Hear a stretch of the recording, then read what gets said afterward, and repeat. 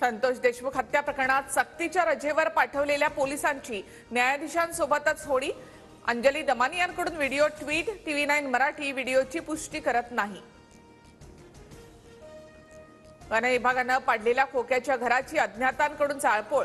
15 ते 20 जणांनी मारहाण केल्याचा खोक्याच्या कुटुंबियांचा आरोप।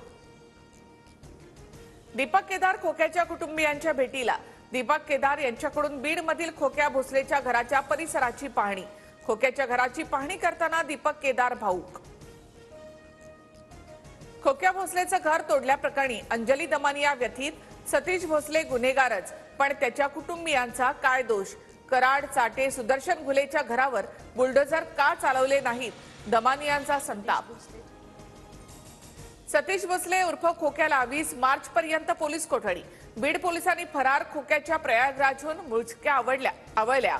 तरुणाला अमानुष मारहाण आणि प्राण्यांची शिकार प्रकरणात खोक्यावर 3 गुन्हे दाखल।